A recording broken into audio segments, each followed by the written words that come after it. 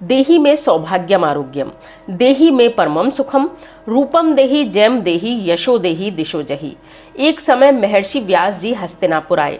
उनका आगमन सुनकर राज्य कुल के सभी कर्मचारी तथा भीष्म सहित उनका सम्मान और आदर कर उन्हें राजमहल में ले आए। स्वर्ण के सिंहासन पर उनको बिठाकर अर्घ, पाद्म और आचमन से उनका पूजन किया।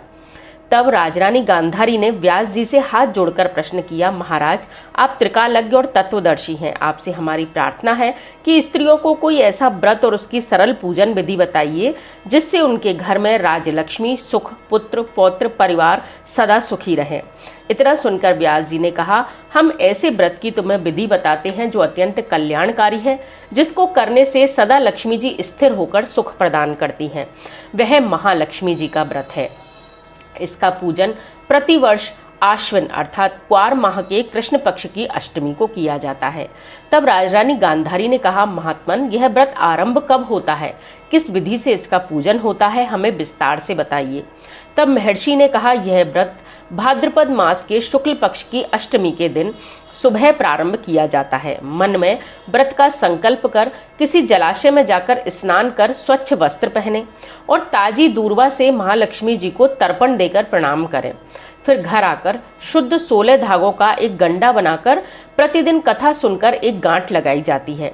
इस प्रकार 16 दिन की गांठों का एक गंडा तैयार कर आश्विन माह की कृष्ण पक्ष की अष्टमी को व्रत रखकर मंडप बनाकर चंदोवा तानकर उसके नीचे माटी के हाथी पर महालक्ष्मी की मूर्ति स्थापित कर तरह तरह की मालाओं से लक्ष्मी जी और उनके हाथी की पूजा की जाती है। उन्हें विभिन्न प्रकार के पकवानों का भोग लगा। इधर समयानुसार भाद्रपद मास की शुक्ल पक्ष की अष्टमी से समस्त राजघरानों की नारियों व नगर स्त्रियों ने महालक्ष्मी का व्रत करना प्रारंभ कर दिया।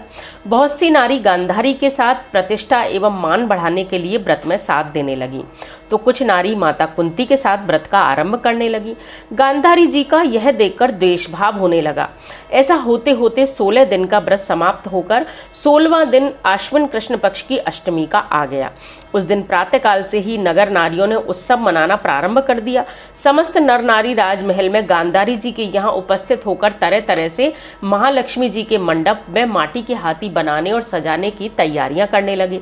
गांधारी जी ने नगर की सभी प्रतिष्ठित नारियों को बुलाने के लिए सेवक भेजे, किंतु ईर्ष्यावश माता कुंती को नहीं बुलवाया और न ही कोई सूचना भेजी।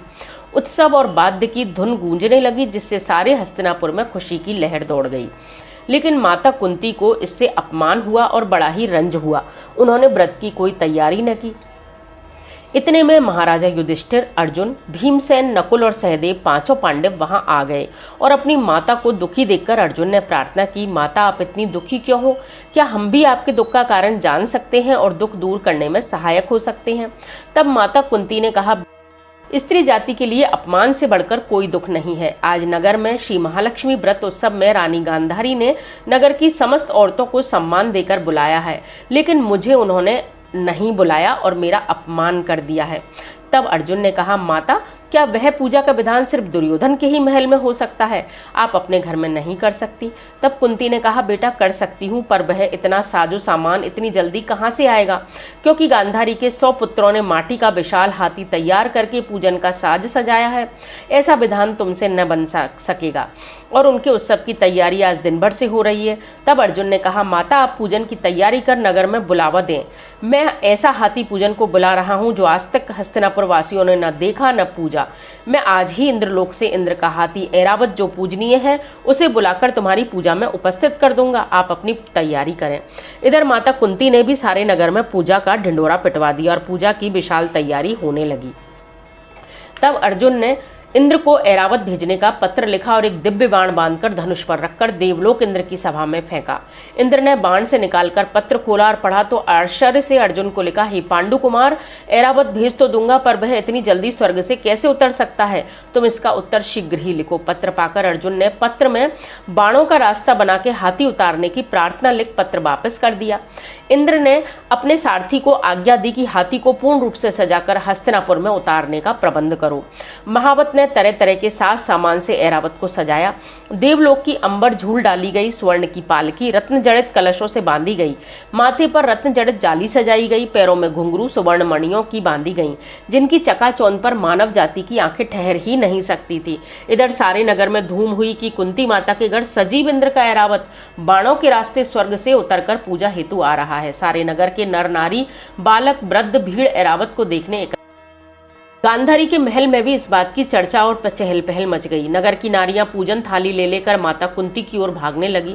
माता कुंती के महल में ही उपस्थित होने लगी। देखते ही देखते सारा महल पूजा करने वाली नारियों से ठसाठस भर गया। सारे नगरवासी ऐरावत के दर्शनों को गली सड़क महल अटारियों पर इकट्ठा हो। माता कुंती ने ऐरावत को खड़ा करके रंग बिरंगे चौक को पुरवाकर नवीन रेशमी वस्त्र बिछवा दिया।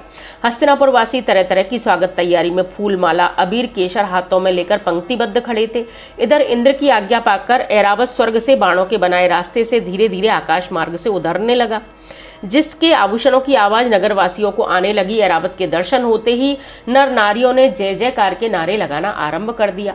ठीक सायंकाल ऐरावत माता कुंती के महल के चौक में उतर आया। तब समस्त नर नारियों ने पुष्पमाला चढ़ाकर उसका स्वागत किया। महाराज धौम्य पुरोहित द्वारा ऐरावत पर महालक्ष्मी जी की मूर्ति स्थापित करा के वेद मंत्रों द्वारा पूजन की गई। नगरवासियों ने भी लक्ष्मी पूजा का स्वागत करके ऐरावत की पूजा की।